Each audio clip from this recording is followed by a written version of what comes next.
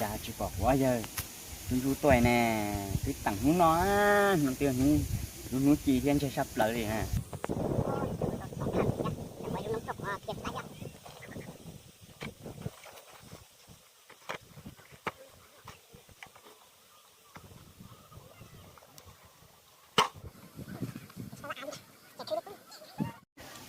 dùng nó to ra để có lúc nung để nơi chỉ tới tua kia chẳng có là tuôn ra nhé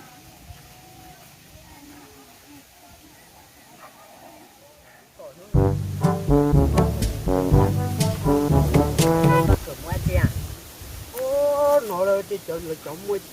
thay Ok. thay chi thay chọn mua thay chi nó tốt thì cũng sẽ lấy mua thay chi ra cử rồi dùng mông chịu tôi cử là sáng rồi trong tổ mà lấy cái thay dù nó ông ba cũng tổ tổ mới thì nó thế dạ thì nó đỡ mà cực cái liền á một số chị sư phụ cái lúc cái chị lột có mà chị cũng thế à chị ba mươi một cái một con mà ví dụ tụ chỉ xíu mình gì ra thì mà uống nó mình mê chị có xỉu đây nè nhưng mà xíu đây ra xíu rồi cũng còn qua đây này cân sao vậy thì mà bố trời những cái thì tôi nó chói nó lấy cái nó chói nó ta dạ tôi nói ra em đâu mà con quả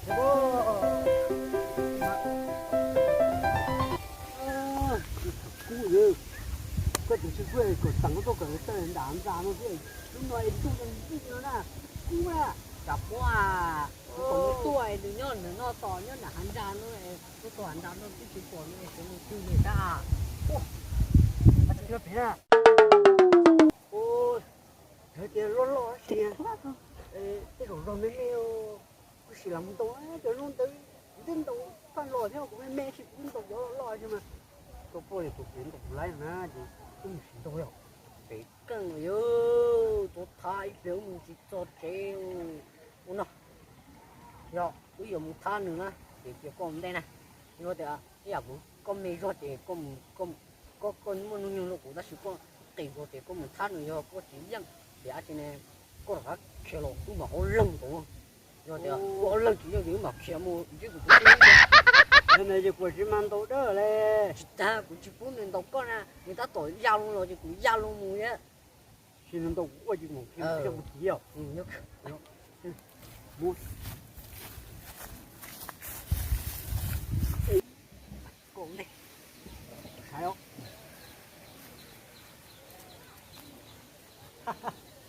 cái một cái nó từ cả cái từ cái tàu luôn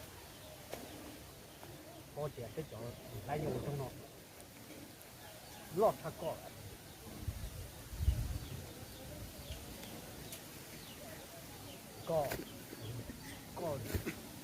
đấy chú thấy không quay lên thì đỉnh tổ thế nè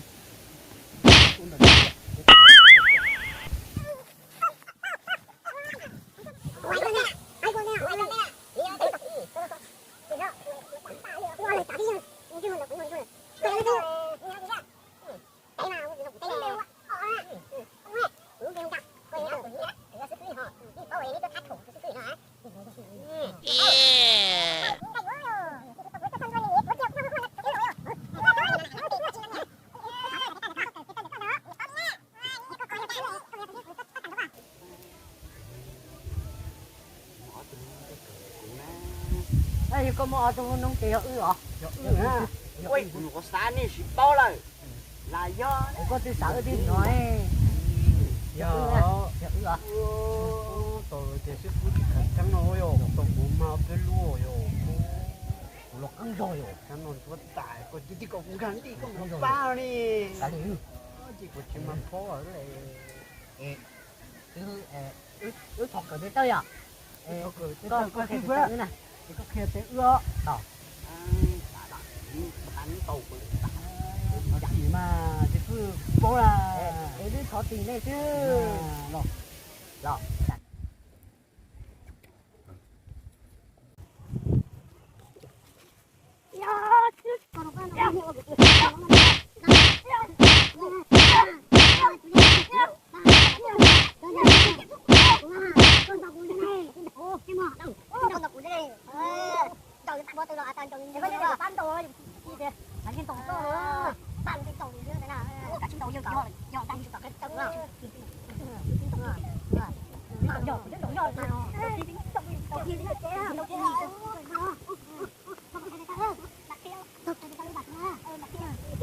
香可以。过去还得喝点了，而且嘛，你背不上，背哦，够这样，背的加背的，那个过去那个背我背的都我背的，你背nhiều了，背nhiều。呀，不要去了，过来，背了，背了，了。我là cô bể à, cô cũng vừa nghe à, có những tên, có bể, bể, à, ở dưới này cái là như nào,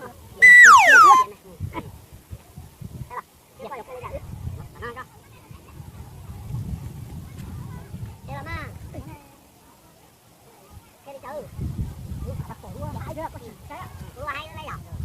hai tập lời cũng nó, đây là, nói gì rồi, hai đứa. Tao cứ mà chỉ nữa, chỉ nữa đó, phải gì sao? Mai nữa nè. Chỉ ra. Ở trên đây chỉ biết chỉ nó. Ủa nó mà bây giờ. Tôi chẳng đâu bây giờ. Ủa. Cha, chưa cầm được đâu. Chỉ vô nó được có thấy à? Có cầm rồi. Có cầm rồi. Có là cái máy đó. Ôi ơi. Mà chúng ai à, tụi nó đâu vô coi luôn, sợ lo như cái má chúng mày à. Ủa cầm mà nó à nhé. Cũng là à này. Như thế thì cái tâm số con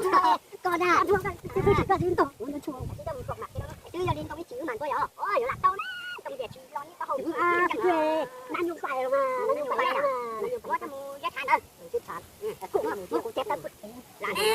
nó đưa lên cái lúc mà mình cắt của ha, sống rồi, nó cho tôi chơi, cái phương nào, sư trả tuổi rồi,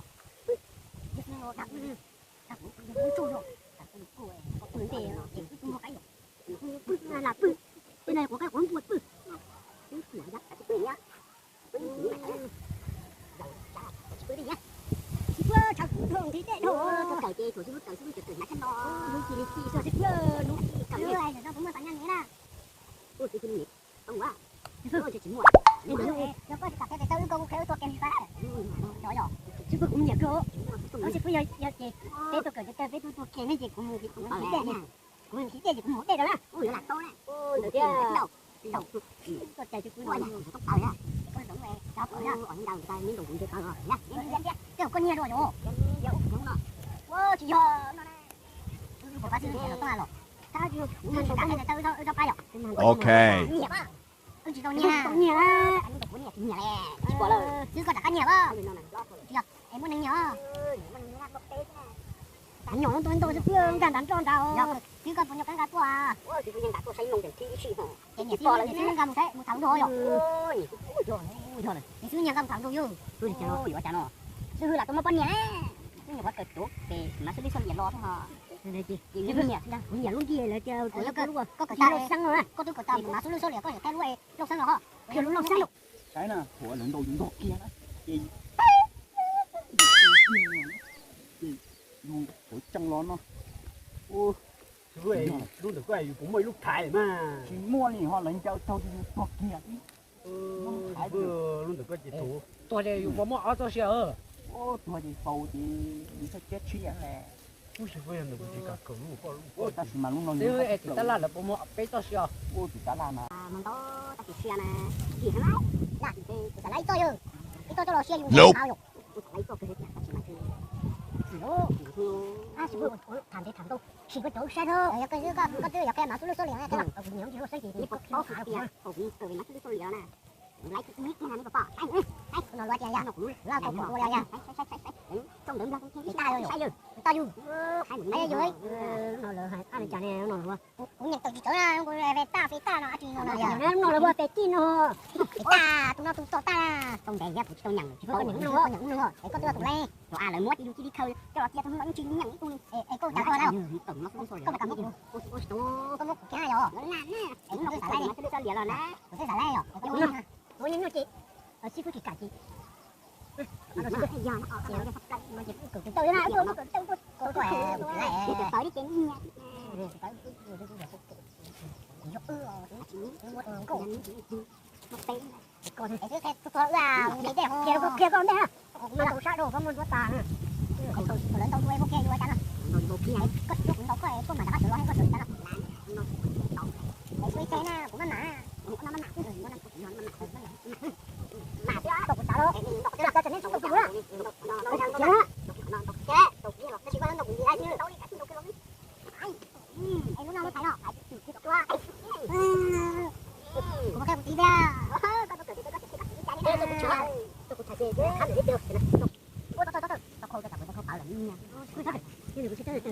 lấy khâu rồi lúc nào nó đàn đúng đúng rồi không có gì ta có chi nè đâu có gì đâu đâu đâu đâu nha để chứ bây giờ kẹp thử đây là kẹp cho có gì bây giờ đưa ra cũng biết chứ đây hả nghe đi bảo à không phải không sao rồi rồi ấy chứ là nó sao chỉ sao đấy cái của chúng tôi nhặt nó có rồi chẳng hạn nó tiêu đã tiền thì nó khen nó lấy đúng cái tàu ạ cái gì không chính là rồi chạy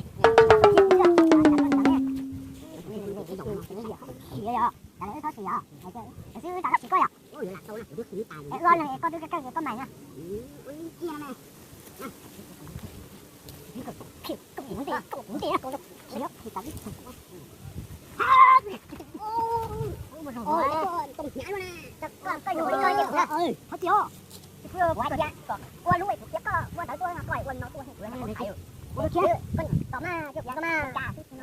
có con đó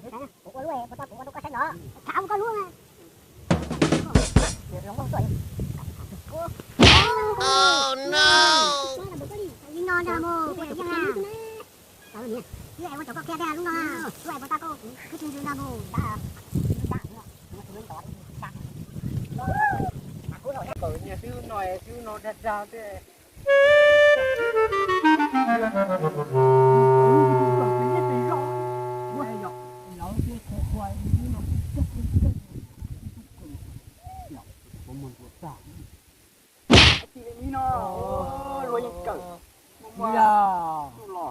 Matia, phở, một tảng chỉ để thì đấy mà lá cởi cũng cái bộ đêm ra nó cũng nó nhìn hay đây một đêm một chế à chế rồi đấy khi mà lá cởi đó dùng tủ một chế cái tua cho cổ có lần bốn tê nó muốn ăn tôm cũng nó trốn tôm sao cho nó to ở đây cả một chỉ ra sư phụ một chỉ đâu con này thiệt của hàng này tôi nhiều tôi có cái này có chỉ mua bao nhiêu đi đúng rồi con này mà bữa à wow ya bây giờ con này đó No. chưa có sai đâu mà con này đó kéo bạn này anh nhìn anh nhìn anh lên cũng được chắc có là con luôn nói nó ra sợ tông luôn hả con luôn nó không luôn chuyện nhau không chuyện nhau cũng là phở không ai dư luôn không phải cái kiểu nó chuyện như này đang nói chứ nó